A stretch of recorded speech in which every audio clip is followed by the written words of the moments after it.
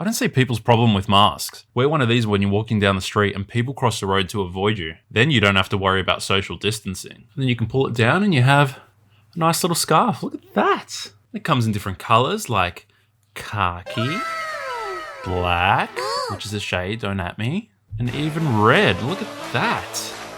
It is freezing in Melbourne today. Oh my goodness. I mean, it's always freezing in Melbourne, but today it seems to just be that little bit extra chilly. Now, I don't usually provide updates for my videos because I like my videos to be more of their own entities. However, I'm going to provide a little update because of the unusual circumstances that is occurring in our world right now. If you do want to skip the update, there's a timestamp down below in the description that you can skip this intro. So here in Victoria, at the moment, we are currently under stage 4 restrictions. So what that means is you can't leave the house unless you're going grocery shopping, going for exercise, or getting your freak on. So that means that some of the videos that I had planned are currently going to be on hold for a little while. Now, I wanted to make a video on life with an electric car after 1 year. Now, I can't really drive my car for no reason, so that is going to be put away, and Ava, my car, is going to be in hibernation for a little while. Now, I also had an idea to verse a professional chef in cooking because I am very bad at cooking. That one's going to be on pause for a little while as well. Now, that's going to be with Marco, who was in my Wish video, so if you liked him and found him entertaining, definitely keep an eye out for that video and subscribe for more videos like that. So I also got a new camera, so we're shooting now in 4K quality goodness. You can probably see my nose hairs from here. And it's got eye tracking, look at this. Look at that, baby. Oh shit. And I have a new microphone, so you can hear my silky smooth voice. My name's Jeff. Okay, let's get to the subject matter of the video. So when you think of the greatest actors in the world, you might think of people like Al Pacino, Meryl Streep, or Johnny Sins. But although acting is an art form, it doesn't mean that the best actors in the world are always in the limelight. Now, I don't follow nearly any sports at all, but I can name some of the greatest athletes in the world. Tiger Woods, Serena Williams, Usain Bolt, Michael Phelps, Cristiano Ronaldo, Messi, Amanda Nunes, Michael Jordan. How could I forget Michael Jordan? I'm wearing a Michael Jordan. I'm still wearing this. What the hell? Now, I think it's easy to name those names because their achievements are physically and statistically observable. Now, the same doesn't go for actors. Acting is a weird art form. It's all really about perspective. Now, if actors are being truthful in their performances, then they're already doing a very good job. Now, there's also the aspect of making creative choices or interesting choices that also makes acting a bit difficult, and that's where you get these sort of overrated actors and underappreciated actors. Now, I've been acting for over 10 years now, and I'm not gonna lie, it's fucking difficult. It's mentally exhausting, it's mentally challenging. Sometimes it drives you to the edge, and you really have to be aware of what's happening to you so you don't go a little bit overboard. Striving for that great performance can actually be really detrimental to you. So as a prior warning, all the actors in this list are at least decent. They aren't big stars for no reason, right? And this is my opinion based on my perspective. So if you like an actor and I'm saying that they're overrated, don't really take it too harshly. It's just my opinion. But if you have followed my channel for a while, you'll know that my opinion is gospel and I'm right all the time. So, however, in saying all that, sometimes actors are given maybe too many opportunities, or maybe some actors are given not enough opportunities, or some people just don't see how really good some of these actors are. And I guess people are probably thinking when I say actors, I mean just males. When I say actors, I mean both males and females, because I feel like it's an interchangeable word. So I asked a couple of friends who they think the most overrated actors are and who are the most underappreciated actors. So here are the lists. Went from the favorite to the most hated. But would you rather be underpaid or overrated? Now, first on the list is Dwayne "The Rock" Johnson. Y2J, tonight, you actually think that you're going to become the #1 contender for the WWE title? not just think. It doesn't matter what you think! So Dwayne "The Rock" Johnson is the highest paid actor 2 years in a row. Now that could be a couple things, you know, he has the Under Armour agreement and he is an entertainer. He has a huge social media following. He's also still a wrestler sometimes. So I guess it's not that surprising that he is the highest paid actor in the world at the moment. So The Rock started in the WWF and he was born into a family of wrestlers. So he was born into the entertainment business. He started off as Rocky Maivia and he didn't really get that much over and he had to sort of rebrand himself over a while. The Rock was funny, he was rude, he was smart, and he would pretty much just be teasing everyone all the time. And it went over with everyone. Everyone loved The Rock, and rightfully so. He was arguably the most entertaining person in the WWF and even sometimes now in the WWE.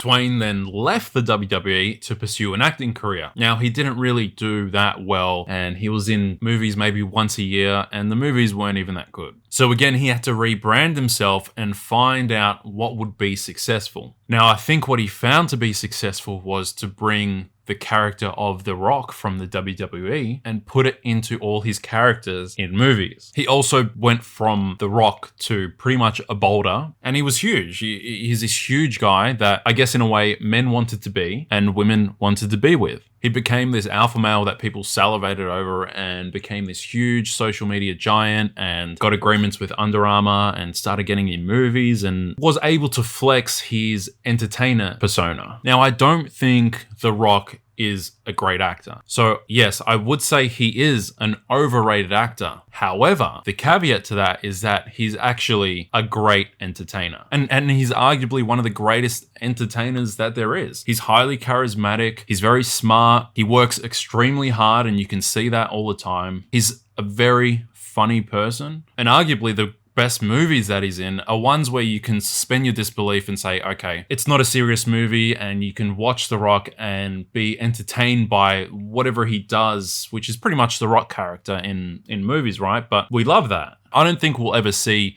Dwayne Johnson in a serious movie that he really flexes his muscles, and he probably knows that as well because he doesn't want to maybe embarrass himself. But I guess that's okay. Not everyone has to be this great, truthful, risk-taking actor that does things that we've never seen before. So yeah, I guess as an actor, yes, he's definitely overrated. However, as an entertainer, no, not so much. Next actor on the list is Vin Diesel.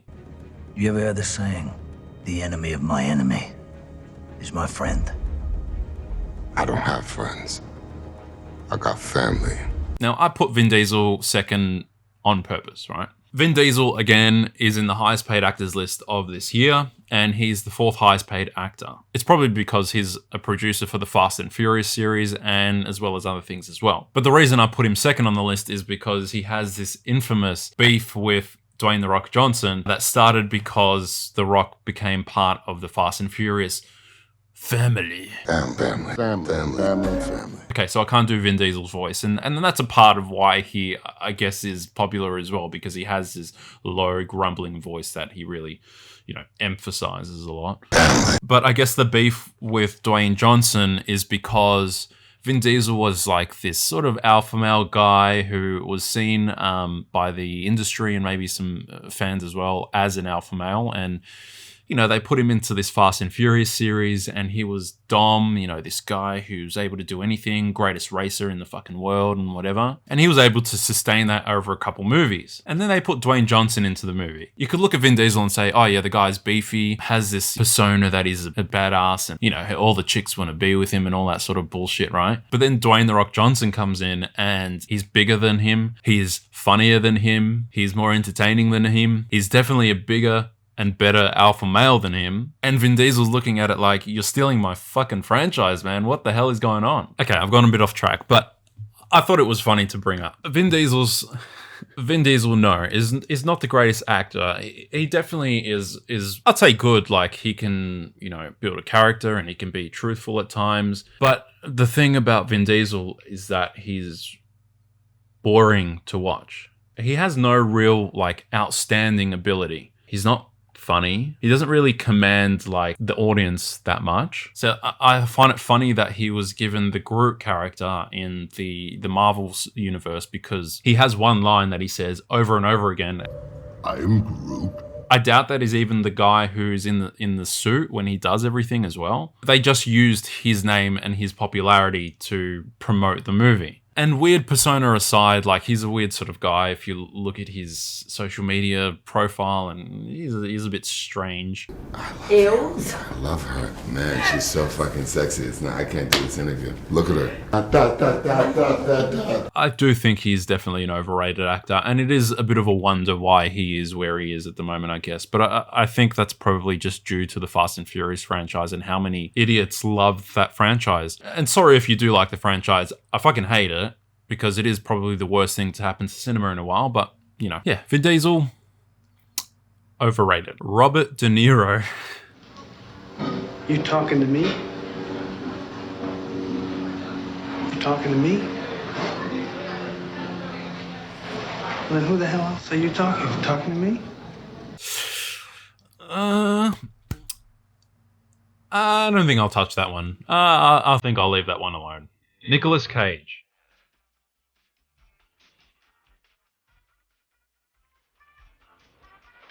Okay, let's run. Nicolas Cage was never a great actor, and I think that was something that was known in the industry for a long time. But it sort of doesn't matter with him. Nick has taken what is, you know, his weakness, I guess, in being a bad actor, and he's taken it and put it into a strength. Because I find Nick to be a very entertaining actor. He's not a great actor, but he's very fun and engaging. He pushes his characters over the top, and I think it's forgivable because of that. That's not to say that he doesn't have good performances, because I'm well aware that he does. But he's not someone who always hits the mark. So if you look past his questionable acting, you might look at something like Face Off and have a really good time watching it, because Nick is great in something like that. He pushes the characters, he pushes like the persona, and it works well. So as a truthful and honest actor, no, he's not great, but I think that's very forgivable. So I wouldn't put him as an overrated actor. He's another one of those actors that you suspend your disbelief. You know that, you know, he's an actor playing a character, and we forgive him for that because he gives us a good time. Next on the list is Nicole Kidman. He was gone.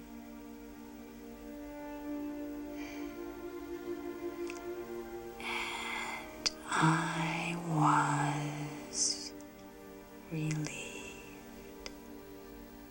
I knew she would come up in this list, but I was trying to think why. Why is Nicole Kidman considered overrated to so many people? And I guess a big part of that is it's sort of like what is she in? What big movies has she been in?